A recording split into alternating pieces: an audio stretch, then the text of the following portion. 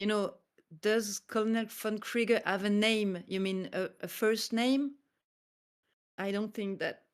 Yeah, no, we didn't think of it. It was like a character with only last name. And you know, von Krieger means from war. And I think now fun, it's like it's something that you put just before the first name. Why inspired you to call it Grangeville? Okay, Mariana. At the beginning, when I wrote the story, I didn't know where to put it. I put it in the middle of France. But then, when I had to find money, they told me that it wouldn't be interesting to be in the middle of France because this is where there was this line, you know, between occupied and free country. And then I decided to settle all the series in Normandy because of a guy called Emmanuel Guibert. Emmanuel Guibert is a drawer, is a storyteller, a guy I really love, a French guy. And he helped me to find people, like the first people I could interview for the series. And it was in Normandy, in a city called Varangeville. And he found back the episode where the true name of the village is done. It's like the last episode where Monsieur Herpin is killed, and he's talking about Varangeville, and uh, and um, and Varangeville is the first city. It's near Dieppe, and it's near a small city called Sainte Marguerite. And this small city calling Sainte Marguerite, it was for me the occasion, the chance to say thank you to my grandmother, which first name is Marguerite. And when I discovered that I could meet people from Varangeville, and it was near Sainte Marguerite, for me it was uh, the perfect place to settle the Grand Vacances.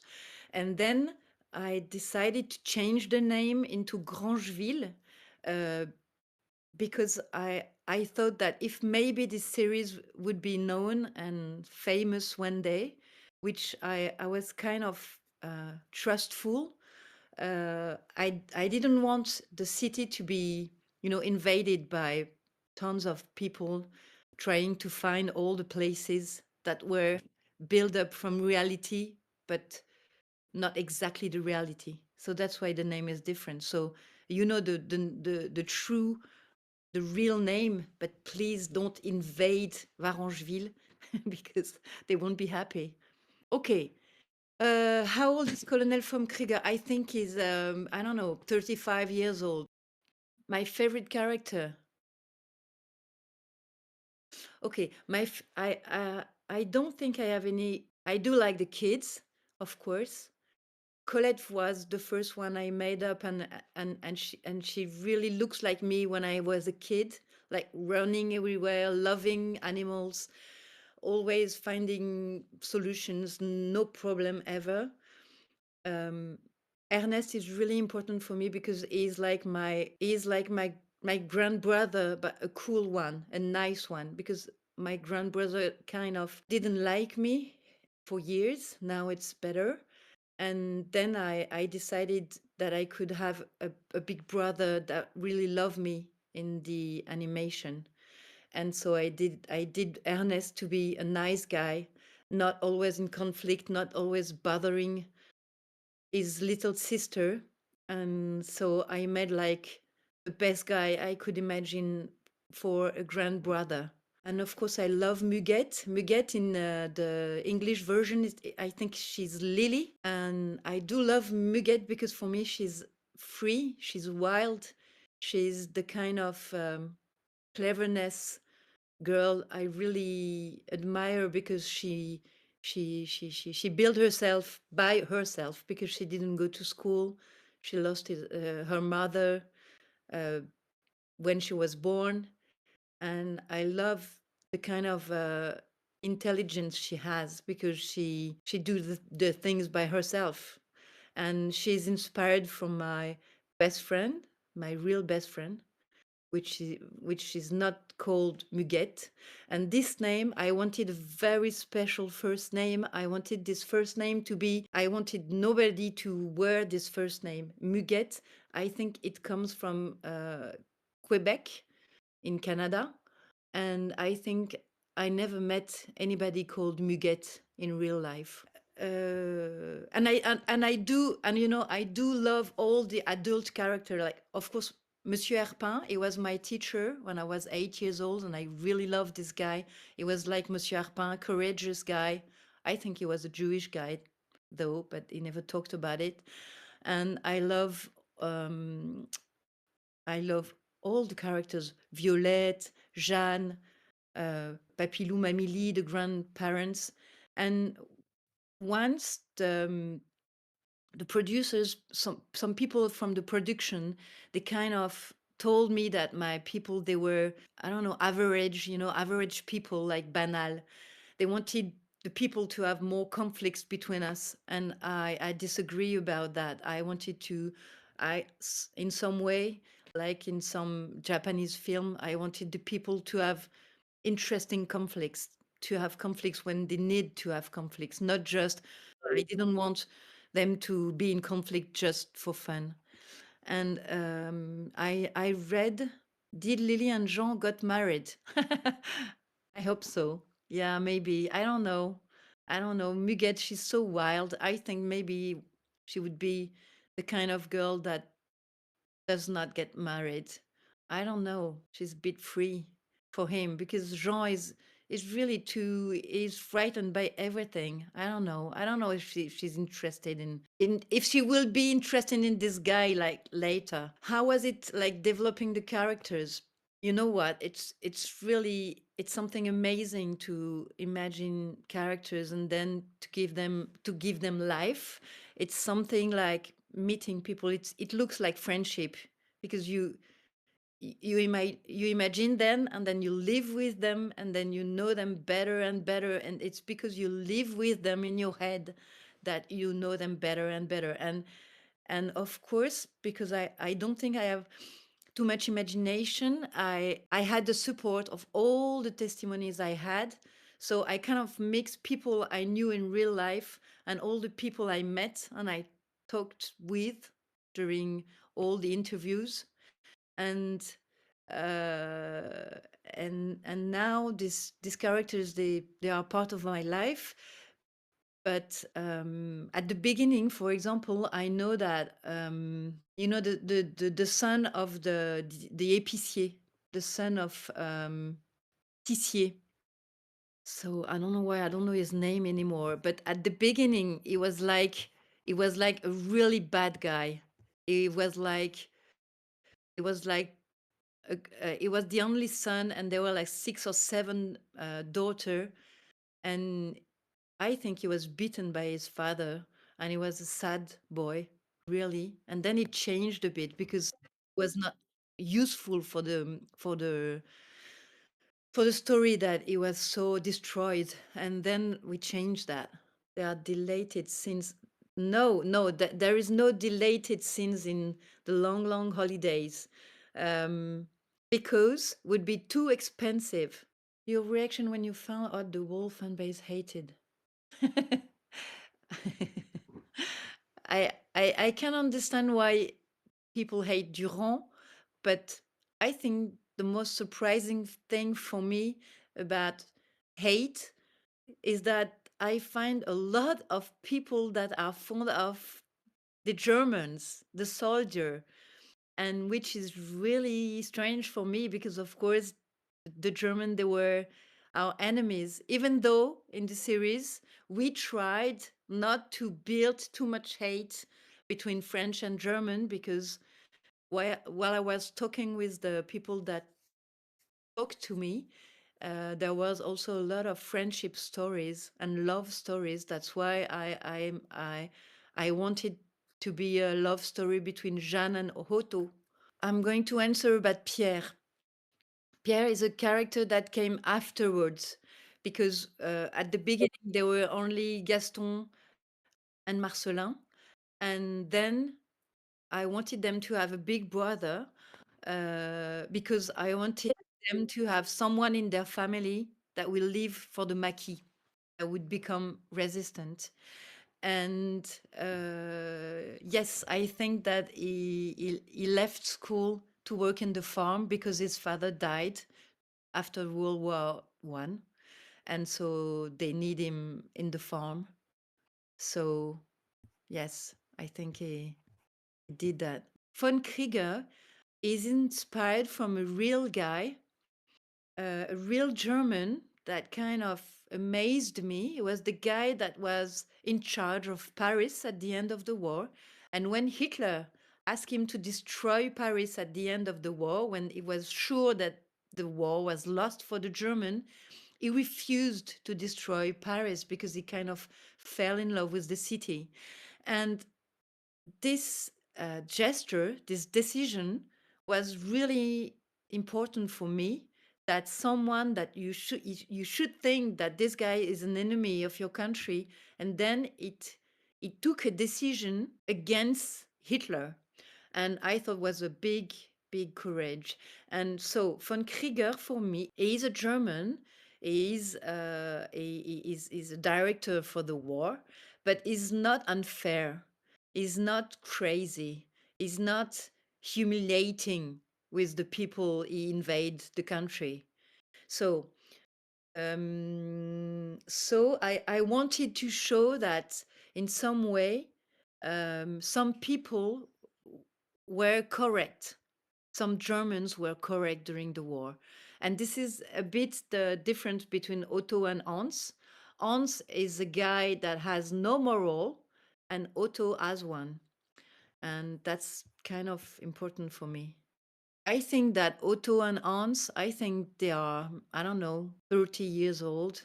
I read that you wanted to know which episode was the most expensive. This is the episode with the exode, when the bridge breaks, and when there's the explosion and all the setups with the crowded people. It's so expensive to make. When you think of an animation, you have the kind of rule is that you shouldn't have more than 5 people on screen in the same time. It's because it's too expensive to animate. What happened from Krieger? I don't know what happened to him. I think he got back to Germany and it didn't work anymore. The art style of the show, will there be an art book? No, I don't think there will be any art book. What is Fernand backstory? Um, Fernand is from Alsace. Alsace is a part of it's a part near between Germany and France, and there were a lot of story because sometimes it became French and sometimes it was German. And during the war, the Alsatian, they were the first to flee from their region because they knew that they would be the first to be invaded by Germany. And so this is a complex story, because in French we had soldier called malgré nous, which means they were soldier despite of themselves, because they didn't want to belong to Germany. But then when Germany invaded this part, because of the history, they said you belong to German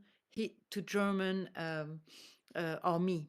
So it was terrible for them because they were French, but they had to fight against French in German army. If I make it in a really simple way, for me, Fernand, he had to gather two different things. He had to be from this region, for because I kind of needed that for the story, that he comes from this very complex history region for France and Germany, and he had to be Jewish in the second way. So he had like two complex identity for the story.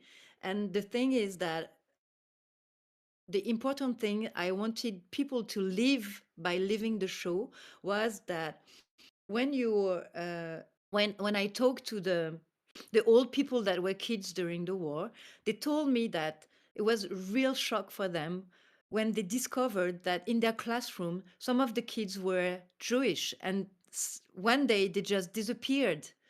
because they were abducted and then they went to concentration camp.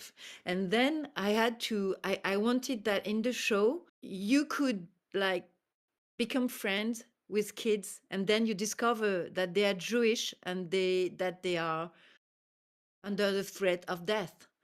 And I wanted to do that with Fernand, and I also wanted that you could leave the fact that someone who you come from some place, and because of your accent, because of people doesn't know you, they think you are a stranger and they are really harsh on you and really bad and really like racist, and you can do nothing about that just because you come from somewhere else and you are a stranger. And I wanted that the watchers of the show, they could feel that unfairness, that injustice, that is not fair. And because very often when you're a kid, you some kids, they are really mean and bad to the new ones, and it still exists, and it did exist, and I think it's something awful. And so I wanted to talk about that. Okay, this the trouble with the beach scene with Antoine. The thing is that when you work on TV show, there's a lot of unwritten rules. Most of them comes from America, United States, Disney. There's a lot of things that you cannot show, that you cannot say when you work for show kids. It's there is a lot of censure. Censor. I don't know how to say it. And so you always have to be careful with that. But as long as we don't show the scene where Antoine is killed, we don't show the scene when Gadou, Muddy, is killed. We don't show the scene where the dog, 14 is killed. You don't show the scene where Durand is killed. You just hear the sound. So you understand it when you have a certain age, and the only dead people that is shown is the soldier close to the tree in the Exod episode. And you see that there is this two different level of lecture of understanding, because Colette, she says, oh, he must be sleeping, and the the older one says, yes, he must be sleeping, but of course they know he's not sleeping. And this is exactly where we can do something, where we can play with something about narration, because von Krieger is a kind of poet in a way. Von Krieger, I think, like anybody that live terrible situation, he tries to keep a small part of beauty in his life. Yes, von Krieger, I think he has a family, and I think he has kids in Germany, and that's why he did not forget to be human. The name the Robinson, it was because I had to find a way. I wanted Ernest and Jean to become friends at first sight. I didn't want them to, turn around friendship and stuff like that. I wanted them to meet in 1 second.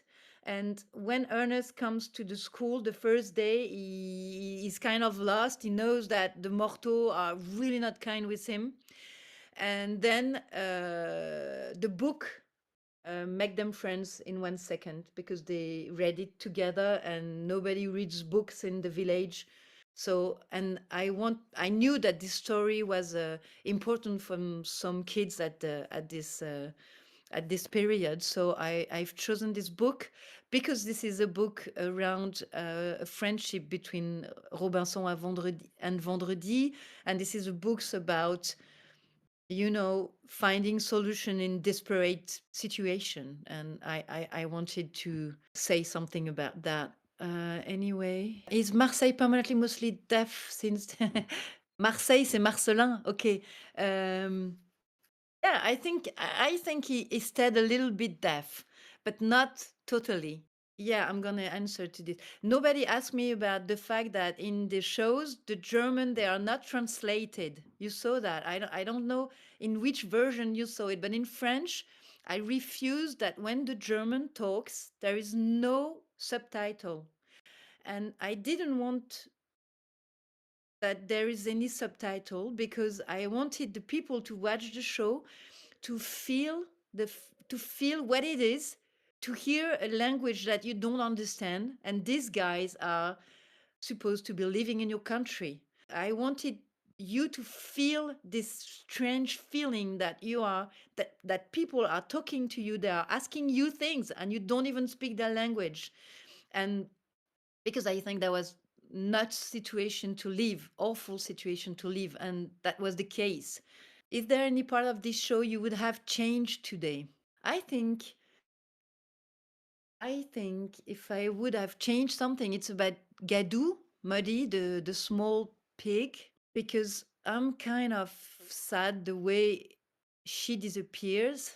And I change ideas because, for example, Muddy, at the beginning, I wanted her to be saved by motherhood. At the beginning, when Hans wanted to kill her, the first time I wrote an episode where Ernest and Colette they hide Muddy in the forest, and then Muddy met a wild pig, and she kind of had babies. And at the beginning, it was cool because it saved her, but just for a period, because then they took the babies, and then I couldn't go outside of this terrible situation. So finally, we decided that Hans stole her and killed her, and we only know that afterwards. And then the real story of Muddy would have been that it would have been to Tissier, the guy from the grocery, to ask Jeanne to kill Muddy and to sell the pig to him so he can feed people with it. And we didn't do that because in a way we loved Muddy so much that we wanted that is a bad guy to kill her. But in real life, people were killing their pig in their farm. Yeah, Tissier is based on a lot of real person in France during this period. All the people that kind of collaborate with the German, uh, the guys who had groceries were the most active, and we call them les beurre œuf fromage, which means butter, egg, and cheese. And in French, when you take the capital beurre œuf fromage, it means BOF, les beaufs. It was not a good name to have, uh, because it means that you kind of make profit out of the situation. When you had food, you were really rich, actually. And then I didn't choose the name Tissier. It was one of the writer. He gave this name Tissier because when he was kids, the guy who directed the grocery store in his village was a really bad guy, and he wanted to give the name to the character. Do you have anything planned for the 10th? No, no, no. There's nothing planned for the 10th anniversary. You know, the way Otto was spared off at the end, it's a real story that they told me, that a German soldier, he spent like the war working in the farm. He didn't have a love story with the farmer, but at the end, when German lost the war, they were supposed to be prisoners, and they were supposed to go to the police and go to jail. And the night before that, a lot of people that were living with German soldier for years, they didn't lock them up. They opened the doors and they told them, go back to your house. And I thought that was amazing. That of course it's not majority of stories. But the fact is that in the long, long holiday, I was allowed to tell the story I wanted to tell. And then I really choose some stories that were not in history books. That's what I did. And exactly the same for Jeanne. Jeanne in real life, in what they did to most of the women that had love stories with German is that they shaved them, and they, with a knife, they made like the cross on their front, on their cheeks, and they humiliate them real bad. And the fact is that I wanted to show in the long, long holiday that people could do something else. They could act differently than with eight. How did it start off a big project like this? You get an idea, but how do you gather? Okay, I can tell you about the beginning of the long, long holidays, because actually I was not a script writer.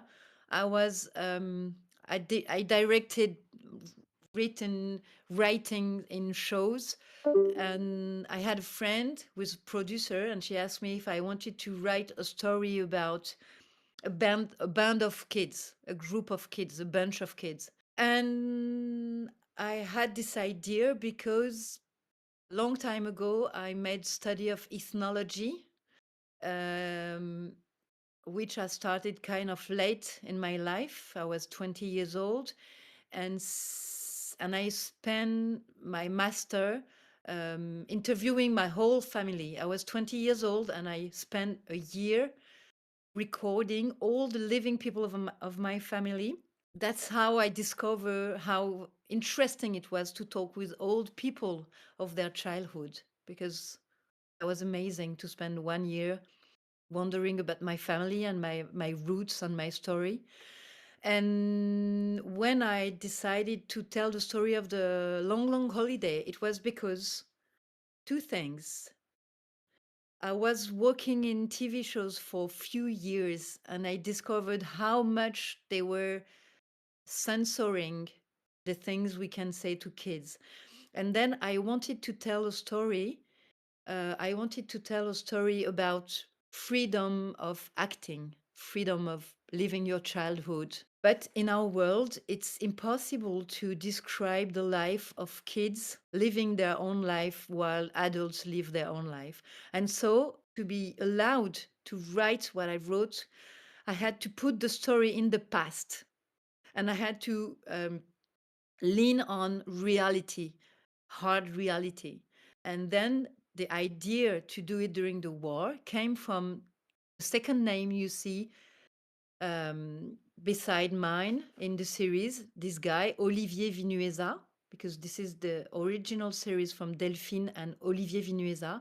Olivier Vinuesa is an old friend that worked with me at the beginning of the long, long holidays, because when I had the idea and I began to write it, I wanted to put the story in the 50s. And he told me, if you put it during World War II, you'll be more free because the adults were in war. And because of this idea, our two names are in the original series. And these guys, he knew the history of the World War II better than me. And at the beginning, we talked together and we wrote together, but then he had to leave. And then I stayed with the project, and because that was my idea, and that I began to write it without him. And then years after, like maybe 4 years after the beginning of the writing, I met Sébastien and Guillaume, the two other script writer that were really used to write 26 minutes with me. And I also asked to Timothée de Fombelle, the writer, to come and work with us, because I love the way he could tell long stories with tons of people, and he knew how to do it like a novel. And then Timothée de Fombelle, he came with us for 1 month, but it was amazing how he worked with us. And then he became a friend, and that's because of this friendship that later on, when I became producer, I produced the series Toby Lolness. That is the adaptation of the Timothée de Fombelle book, which is a piece of art. Then I wrote the Long Long Holidays. The producer didn't want to produce it because they said you can never talk about the war on TV. And finally, I decided to send it to French television. And I was not a producer and I was not a script writer, but I was working with French television as script director. And I sent them the project and they do like it. And they asked me to do it. And then I had to find a producer. And then I found this producer, Les Armateurs, which were by the time the best producer in France. And the producer, Didier Brunner, he really loved the story and he did everything so it was possible to make it. But he was the guy who found most of the money. But the good thing is that I came with the project. I came with the French television, which was a big stuff, French CNC, which is the National Center for Cinematography. And I came with the musician, the Sid Matters. Yes, the scene of the dead mom and the baby, it's a true story. And it's not one true story, it's hundreds and hundreds and hundreds true story.